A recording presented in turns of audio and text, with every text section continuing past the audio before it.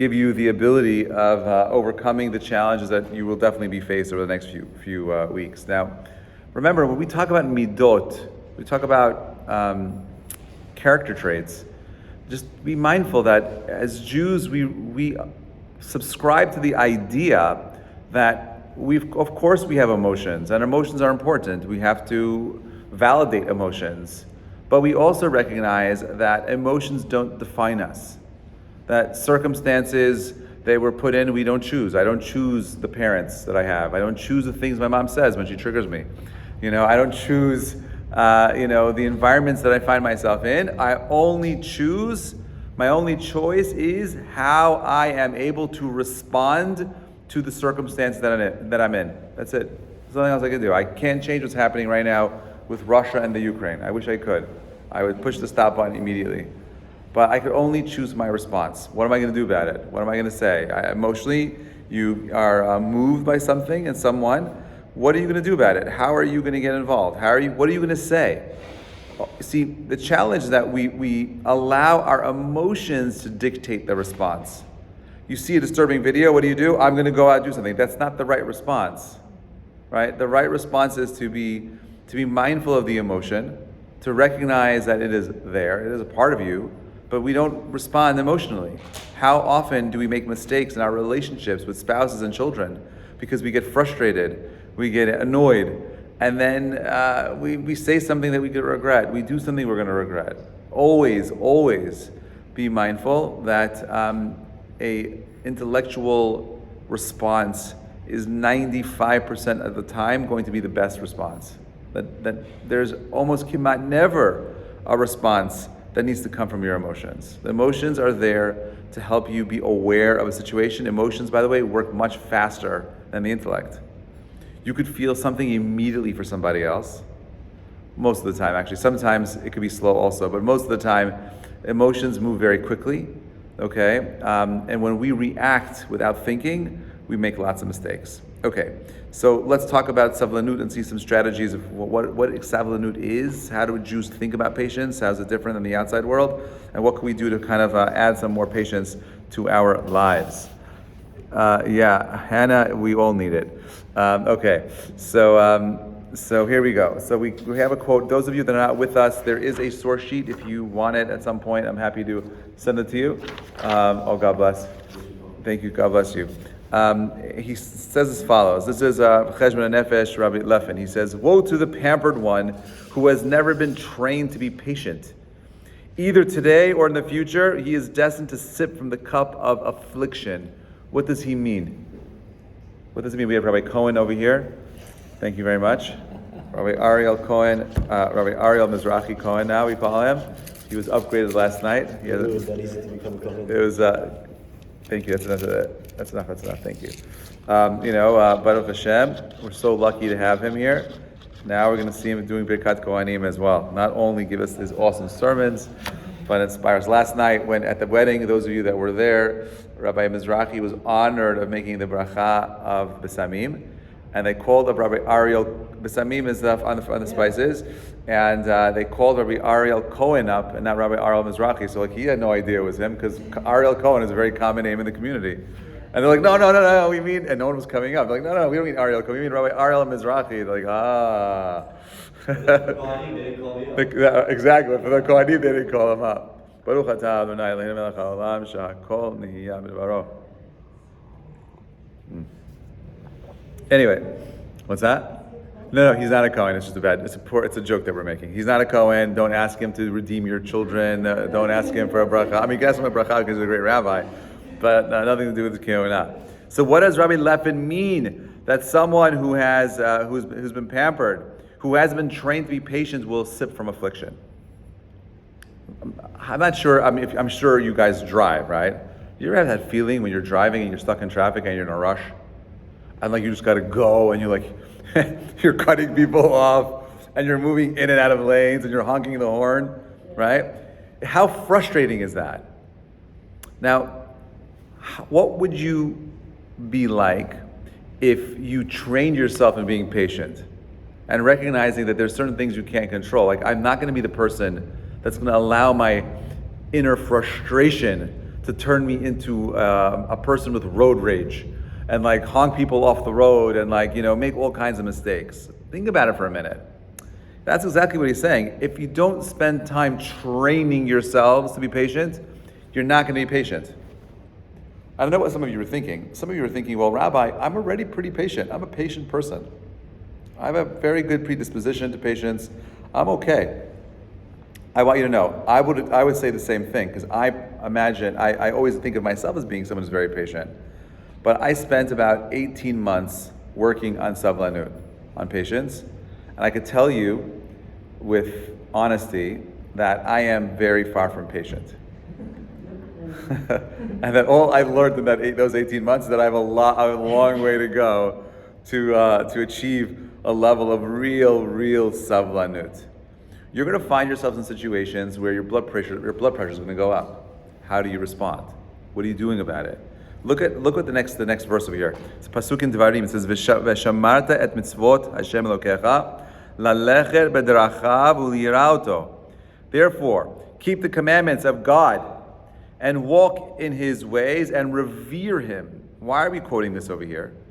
The Pasuk is telling us like this, that just like God is patient, just like God has certain midot, kel, rachum, v'chanun, we have to emulate those traits. It's not enough for us to be good Jews doing mitzvot. It's important to do good things, give charity, light your candles on Shabbat, make your challah, do your mitzvot, do the things you got to do. But ultimately, if you're doing all of that and the midot are broken, you're missing the point. Those things go in tandem with the mitzvot, meaning your midot go in tandem with the mitzvot. If you're lighting candles and you just can't wait to blow out and you're just rushing, you're missing the opportunity. You're missing that unique moment, right? So the Pasuk says very clearly, remember, this is not a rabbinical statement. This is a Torah statement. Torah says, we have a mitzvah, Hashem lalechet b'drachav. There's a mitzvah to walk in God's path, His midot. You tell me, is God sovel? Is he a savlan? Is God patient? Patient? Savlan comes with savlanut. So what's an example of His patience? He forgives us. He tolerates us. How many mistakes do we make? I should be zapped every single moment of all the things that I don't do or should be doing, but He doesn't do that, right? He's sovel. He gives us an opportunity to change the course. That, okay, I made the mistake. He's not so bad. Give Him a little bit more time. He's patient with us. How important is patience with children? Right? We just see what we want, and we come down, and we tell them that. I'm a very big believer that there's two basic systems when it comes to chinuch banim, educating our kids. It's called binyan, building, versus zri'ah, planting. And most people are into binyan, building. What does that mean? What does building look like? The kid walks in, says something, does something inappropriate. What do? Whack. You or scold them. It has an impact. You build the kid up. Now he knows not to do that. But it comes at a cost. You know what the cost is? The foundation that you planted is weak. Because I could take a brick and build a wall very quickly. But if I wanted to go ahead and build a tree fence around my house, how long will that take? Right? It takes time for the trees to grow. I got to dig the earth. I got to plant the bush. I got to water it. I got to wait, and I got to wait until it grows. Different approaches, right? A builder is going to knock the wall down and build a new one, right? But it's not the same. It doesn't have the same strength as a tree whose roots are 20, 30 feet underground. When you uproot the tree trunk, right? What do you still have left over? All the roots, they're all there. They don't go away, right? They're very stubborn. Not so simple. So we have a choice to make. How are we responding to our world? Are we going to take the path of a builder, or are we going to take the path of a farmer? But recognizing that patience is key to success. A farmer can't go in, throw seeds down, and expect for the earth to pop out vegetation. He has to find the right patch of earth. He's got to till the earth. He's got to find the right seeds. He's got to bury it, make sure it has the right amount of sunlight. He's got to water it. He's got to go the whole process, right?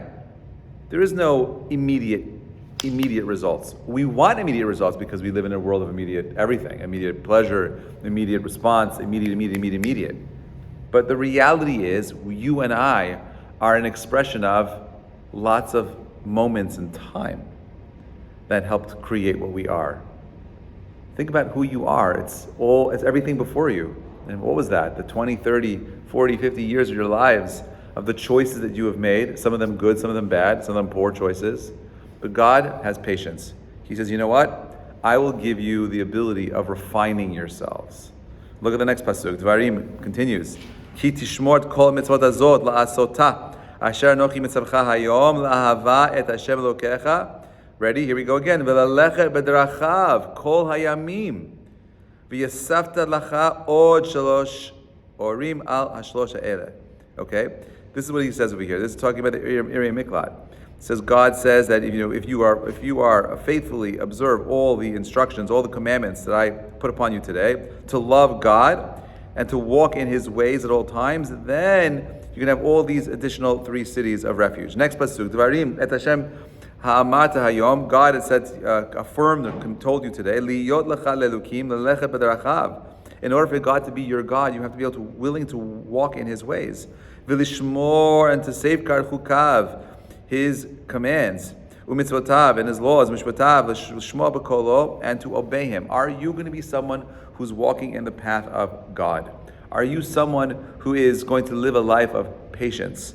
The Sifri says as follows: as God is called merciful and gracious, so be you merciful and gracious. As God is called righteous, so you be righteous. As God is called holy, so be you holy. As Jews, we have a mission. Our mission is to emulate Borei Olam. Our mission is to become godly. How do I become godly? Okay? I'm going to teach you a very profound lesson. I had this conversation at my house, but Bezrat Hashem, one day you'll come for a Shabbat meal. When I have people at my house, I have lots of different people in my house all the time, so I have to do icebreakers to introduce everyone to everybody. So I'll generally ask you to share your name, what you do, where you're from, and then ask a question. And the question that we asked last week was, how would you explain sacrifice bringing you closer to somebody else? Give me an example of where sacrificing brings you closer to somebody else. This was the question we asked last week. People gave excellent answers. Someone said, when you sacrifice, you take a piece of yourself and put it into someone else. That was their answer, which I thought was very poetic and beautiful. But let's explain what she meant to say, okay? Because I think that sacrifice doesn't work like that. I think it works the opposite way. I want to do something, right? And you want to do something. We're at a stalemate. Someone's going to have to sacrifice. Someone's going to have to give in. Okay, so how does it work? Who chooses to give in? So it depends on what the issue is, right? We want to go out for dinner, and you want dairy, and I always want meat, right? And we have a little bit of a stalemate over here. So I say, you know what? I'm going to sacrifice for my wife, and I'm going to go with her to go get some dairy, something, and be unsatiated, but I'll go to make her happy. So what happens? What did I just do? I took a space inside of myself, and I opened it up to the ratzon, the want of my spouses. So what did I do? I took a piece of her, and I put it inside of me. Sacrifice works. You don't put yourself in somebody else. It's the opposite. In order for sacrifice to work, you need to open up a place within your own heart and let somebody else in. That's what sacrifice means. Now, what happens when I do that? What happens when I open up a piece of my heart and I let somebody else in? You suffer. No. Well, maybe. Yeah, I sacrifice, not suffer, not necessarily suffering, because I could sacrifice and be very happy with the sacrifice, because now I know my wife is so happy because she goes to have dinner with her husband. But if you're bringing up a baby, Yes. put a lot of sacrifice. Yes. Your time, your health, Yes. your sleep. Yes. That's sacrifice. It is, but it doesn't have to be uncomfortable. Suffering. It does. You do. There is pain often associated with sacrifice, but how much nachat do you have? How much enjoyment do you have now of seeing all the fruits of your labor? A child who is, who's grateful and who's accomplished, and so on and so forth, right? So it's true that there is some kind of pain that is involved in it, but it doesn't always have to be bad. It could be good pain. There's good pain also, growing pains. The first year of the baby, you don't sleep. You have I've had 6 of them. I don't know. I've never breastfed, but I know that. I know it's very difficult, but why'd you keep having more? Because as difficult as it was still rewarding, right? Of course. So all I'm saying is, yeah, it's difficult. Anyway, the point is like this. You open up a space in your heart, let this person in. What ends up happening is like this. In that scenario where I went out with her to the dairy restaurant, when my wife looks at me at that moment, you know what she really sees? She sees a little bit of herself in me. Why? Because I'm doing what she wanted. She wanted the dairy. Now I wanted the dairy. It's not a big deal. I wasn't suffering from eating dairy, right? But I opened my heart. I put a piece of her ratzon in me. That's the sacrifice. And now when she sees me, what does she see? She sees a piece of herself in me. Now, why is that important? It's important because it's a very important yesod. My friends, I hope you're paying attention. This is important, okay? What we are attracted to, okay, ready, are things that remind us of ourselves. Right? That's just the way it works. I like things that remind me of, hey, I do that. I go there. You like this? I like that too. Right? We often are attracted to things that remind us of ourselves. Right? So when we open up that space for sacrifice, what we're also doing at that moment is reminding or letting the other person know that I am similar to you. That creates attraction, that draws you to somebody else. Let's use this same anecdote with God for a moment. God says, I got to keep kosher. But Rabbi, I get this all, kosher food is just not as good. Kosher food is so much more expensive. Kosher food is so difficult to find. And I say, okay, good, you know what? But I eat kosher food. It took me a long time to be able to make it like a part of my diet, right? But I realized that as I was doing it, what I was really doing was I was opening up a space inside of myself, letting God in. And now when I'm keeping kosher, when God sees me, you know what he sees? He sees a little bit of himself in me, which is another way of saying that there's a little bit of godliness in me now. When you open yourself up, right, to something beyond yourself, you create a mirror reflection of the other thing. Savlanut works in a similar kind of way. You see, Savlanut is, well, who do you want to be? What kind of person do you want to be? Do you want to be the person who's always reacting angrily? Or do you want to reflect godliness and be the ultimate savlan, the ultimate person of patience? Right? And that's what he's saying to Sifri. God is merciful, if God is gracious, you be gracious. God is holy, you be holy. How are we bringing those midot into our lives? Okay, Rabbi Mordechai Moshe Kardover, Tomer Devora. Look what he says. No matter how you may conceive of God, or the creative force that stands behind the universe, there is no doubt that this ultimate source of life is endowed with patience, especially when compared to us. Think of the pace of the earthly eras, creeping along as slowly as glaciers advancing and returning in the Ice Age. Stars and galaxies are born, mature and pass away. And as for us, what the tradition offers as evidence for God's patience is the fact that our lives are sustained even when we do wrong. How poetic is that? How beautiful is that? God creates a world where he's super patient. Why does he just create a world where trees pop out of the earth immediately? It didn't work like that. God created time where things evolve, where things move, things grew. There's 7 days of creation. Why not just 1 day of creation? He created a process. That's part of his savlanut. That's part of his patience. Rabbi Moshe Cordovero and Tomer Devora. From this, man should learn to what extent he too should be patient and bear the yoke of his fellow. Right? It's all too often that we find ourselves in a situation where people around us frustrate us, especially in this generation. Because we live in a world of instant everything, I want it to be instantly known. I want you to be very well aware of how I feel. People do this online all the time, where people are publicly shaming people on posts, comments, publicly shaming people. Yeah, I read something, I don't like it, I'm going to let you know. Boom. Oh, I wrote it like that, I didn't realize how many times we send things without spending the time to proofread it before we send it. We're in such a rush today. We are far removed from patience today. We talk about diplomacy, we talk about, being diplomatic requires patience, requires strategy. But because we're so much in this world of immediacy, we suffer from the affliction of not being patient. Yeah. And you don't have to live like that. You could live a life with tremendous serenity if you understood how to take control of patience. So, Rabbi Menachem Mendel Leffin of Cheshbon Nefesh says as follows. He says there are many cases of people extracting the light from what we'd agree are painful and unsavory experiences, which basically means that people go through challenges and they somehow find the best of it. They make the most of it. The experience of tasting vinegar and pepper, which are sour and sharp, but which can add zest and flavor to food when used in the right way, can be a delight to the palate.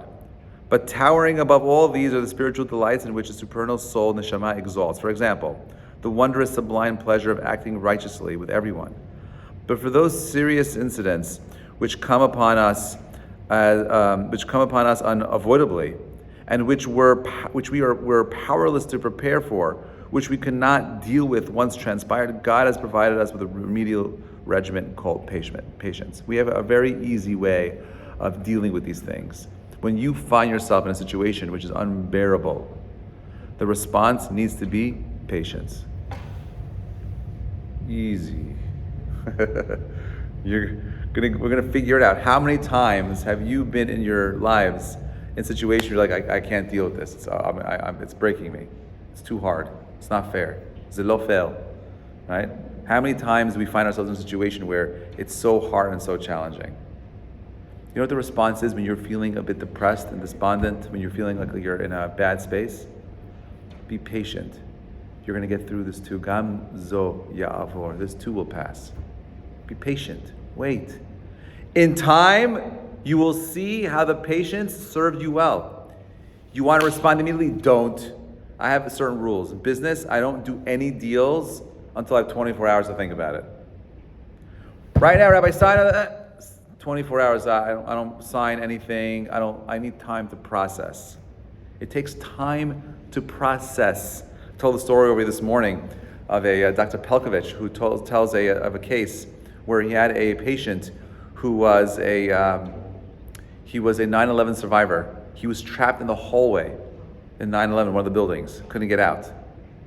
The first building fell and he was trapped in the second building knowing what was going to happen. He escaped, the fireman broke him out. He got out, he survived. Now, the guy has so much trauma, right, that he's still traumatized from this. This is years later. So this is what they did. They took this guy and they put him into an fMRI. An fMRI is a special MRI that does a scan of the brain. And it gives you a picture of the brain and lets you know which parts of the brain are lighting up when you're thinking of different kinds of things. Okay? So they wanted him to think about his trauma and to see which parts of the brain are lit up and which are not. I think it's the Broca part of the brain, which is the part of the brain where words are stored. So when you use the Broca part of the brain, when you're using words, that part of the brain is lighting up and you're thinking in words. When they asked him to think about his trauma, that part of the brain was dark, didn't go off, which told him, as the doctor seeing the patient, that the patient did not have words to express his emotion. He was so traumatized and so broken by the experience that he had no words to process it properly. How terrifying is that, right? And the therapy was to first teach him how to use the words to express his emotions so he could deal with the trauma. You can't deal with the trauma unless you have the vocabulary to deal with it. To me, this is similar to patience. Patience allows you to create a pause in time where you are able to internalize what has happened so that you could externalize it. How many times have you found yourself in a situation where someone said something to you and you're like, and you want to respond, but you're not sure how to respond, or you made a response and you think back, oh, I wish I would have said this instead, right? How many times do you find yourself in a situation where you felt something and you didn't know how to explain it to someone, and then a few days later those words came to you? The frustration doesn't need to be there. If you're someone who's a sovel, someone who practices patience, someone who's practicing on working on being patient, you're okay waiting 24 hours, 48 hours before you say something. You don't feel that tension, immediacy. I need to say. You can be so that also if you react immediately, from your words. Sometimes we regret Oh, 100%, but there's still the right way and the wrong way of doing it. Let's finish this, we're going to get to that in a second. Rav Shlomo Wolbe in Alei Shor says, what is sablanut? A sablan is like someone carrying a heavy burden.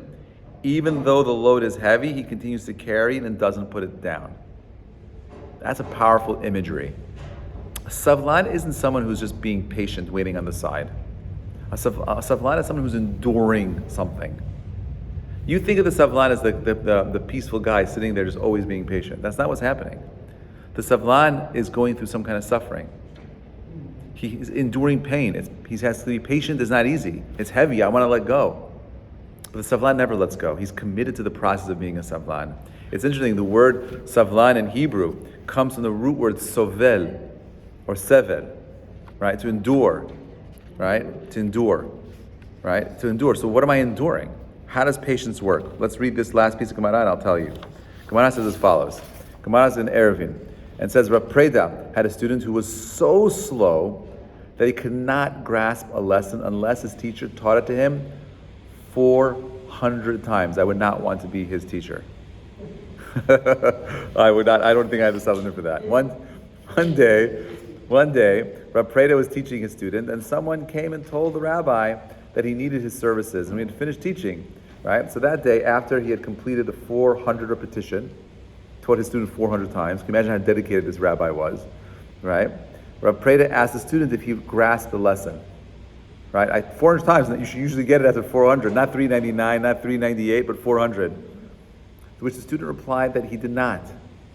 Why is it different today than other days? Every other time 400 is the magic number. Why today didn't it work for you? He says to the student. So the student says, he says that another person came to speak to the rabbi.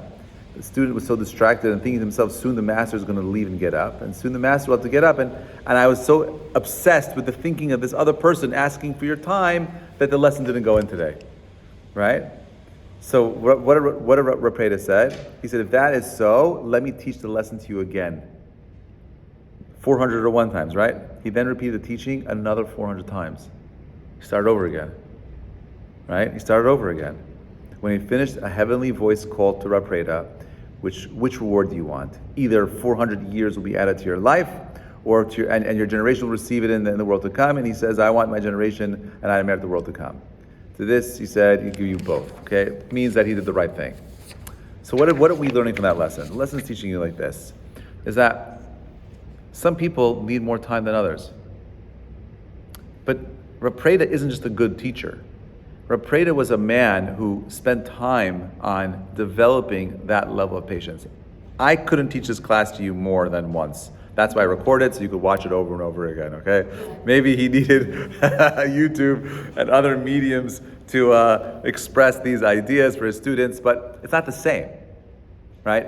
There's a difference between you watching this class and me being in the room and explaining it to you super carefully, right? So how do we work on our savlanut? What is the avodah? What do we do? How do we become more patient? So this is the trick, ready? This is going to be your avodah. This is your task if you choose to accept it. Okay, this is your mission. The first thing that's super important is that you need to be aware. If there's no awareness that you're frustrated, there's no way you're going to be patient. The first thing we work on is being aware. When you find yourself in a situation this week where someone says something that annoys you, or you see something that you want to respond immediately, I want you to stop and be cognizant of the emotion that you feel.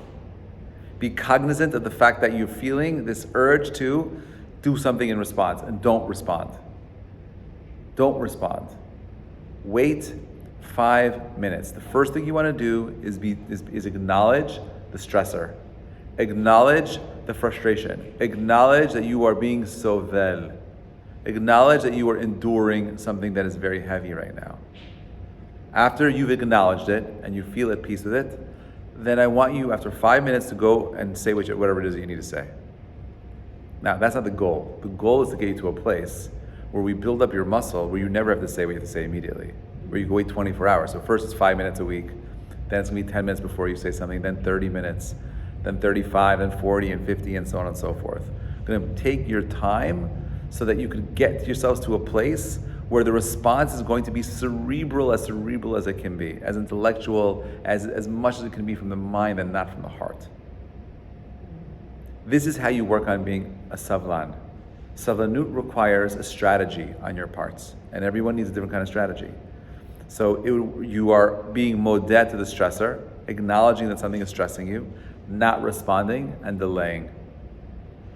All of you understand the beauty and the patience of savlanut.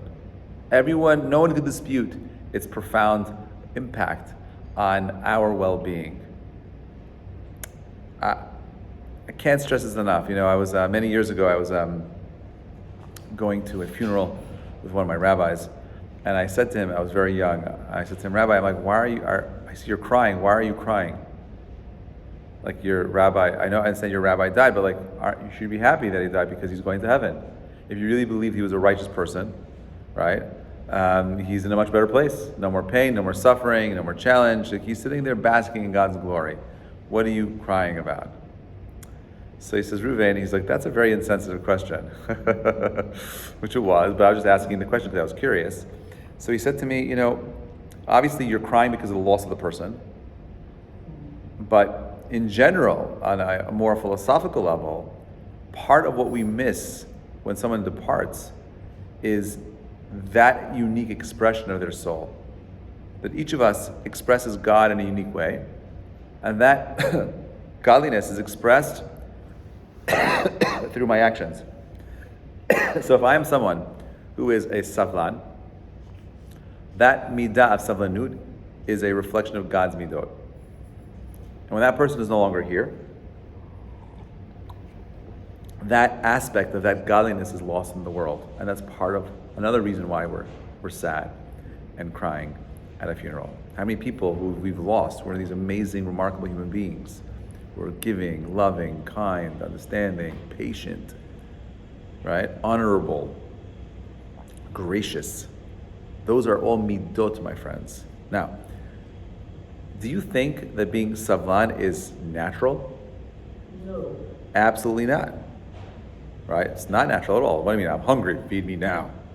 I need something, I get it right now. But savlanut is about control. Who's in control? Are you living in a reality where the body's in control? Where your urges are in control? Most of us are, right? Most of us are. Or do you want to live in a world where you're in control, the intellect's in control? Because both urges are yours. Yes, on some level, the animal urges are yours, but there is a whole other area of who you are that needs to be expressed. And if you haven't spent time working on cultivating savlanut in your lives, you're just going to remain the lowest part of who you are, never allowing yourself to express the highest parts of who you are. When we say lelech b'derachav, to walk in God's path, it's not a sacrifice in the same way where I'm going out to a dairy restaurant where I want to eat meat. These laws and these ideas that I'm sharing with you are about giving you the opportunity to express the best parts of you so you can have the most meaningful life, so you have the best everything in this world. And if you don't have a clear vision of who you are, where you're going, you're going to end up nowhere. Don't allow yourselves to give into that base nature. We see that in this week's parasha, where Aaron's children give into their base nature. And what happened? They die. Right? They die. Pasuk says something fascinating. Pasuk says like this, and I'll end with this idea, and then we'll take questions. What did they do wrong? Well, a very complicated question. What did they do wrong? It says that they got drunk. It says that they were disrespectful. They didn't get married. There are a whole slew of things they did. They brought in a sacrifice they weren't supposed to bring. Lots of things they did. Okay, but they were at the very least a bit haughty, and they lacked humility. Okay, but for them, for such a high level, for these priests to take on that kind of behavior was unbefitting of them, and they were punished. They died. Aaron witnesses the death of his children. It's painful. You, God forbid, see your any child, forget about your own child, die. God forbid, imagine what the emotions are like. Right? A loved one is such a painful reaction, but you hear the news alone would elicit an emotional response. How did Aaron respond to the situation that he was in? Witnessing his children pass away. Listen to what Pasuk says. Pasuk says,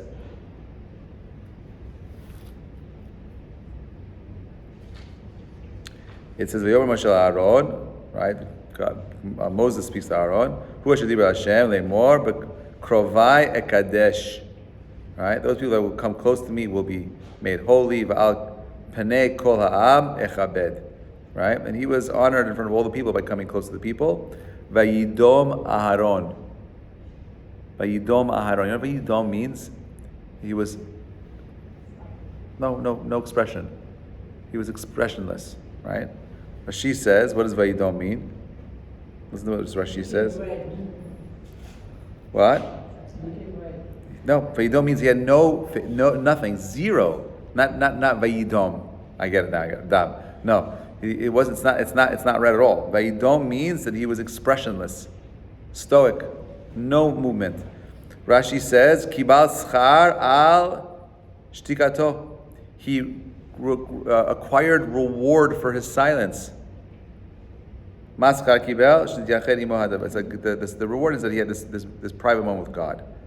Now, how's that possible? How does a father see the death of his children and not say something, do something? How do we explain that? So, the Chavetz Chaim says the word Vayidom comes from the word domim. He was like a rock. He was not emotional. A rock does not express emotion. How did he get that way? He was a savlan. Let me explain. You see, he understood clearly that the only way his children could have died is if they did something wrong, which means justice was served. Was he upset? 100%. He's upset. But he's also the Ohev Shalom, Rodev Shalom. He's also someone who's a lover of peace and a pursuer of peace. He's someone who understands the value and responsibility of leadership, which is the first mark of a good leader is a leader who does not want to be the leader, did not want the position. His children wanted it. He didn't want it. So while he sees the loss of his children, he's expressionless because he is a savlan. Now is not the time for me to express my emotion and my pain. He's in control of his emotions. Not like us, where we see something and immediately respond. Again, that's a very high level. I'm not saying that should be us. I'm just saying that there's this concept that we need to be in control of our emotions. This is why he was the Kohen Gadol, and he was zocher to have this meeting with the divine, because when Aharon was able to express savlanut, you know what God saw in Aharon? A little bit of himself. That's the connection. That's that deep relationship that he has with the Borei Olam. We are a few weeks away again from the Chag of Pesach, and you want to experience freedom. You can't experience freedom if you're impatient. The Jewish people, you can't experience freedom if you're impatient, right? The Jewish people waited after 10 plagues, the splitting of the sea, and finally in the Midbar, and then 40 years after. It was a slow process. If you are not a savlan, you're not going to make the finish line. This is the story of the fox and the tortoise. We know the tortoise always wins at the end. Slow, consistent, paced, and you will achieve what it is that you want. Create a space in your lives where you could open up your hearts and allow yourself to become savlanim, so that you could achieve what it is you're meant to achieve. Don't allow yourselves to be moved by your emotion. Don't allow yourself for your emotion to define your reality, but instead become practitioners of savlanut, so that when the challenge comes, you're able to mamash rise to the challenge. Wishing you an amazing week. Thank you so much for coming. I'll take your questions now. Questions, comments, concerns? Anybody? Thank you, Rabbi. Pleasure. Always a pleasure. I don't look so great when I'm at home. Hi, I'm Grace Sudri. I like logging into your classes. Is there a way in the future if you can share the source sheet in the Zoom chat? Yeah, so I totally can. know? That's a great idea. I can totally do that. Thank you very much. My pleasure. And if you want it, email me, and I'm happy to send you a copy of it. Okay, thank you. Pleasure. Have an amazing week. Shabbat shalom, everybody.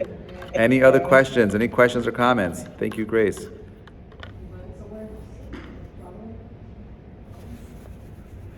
All right, I am logging off. Thank you so much, everybody.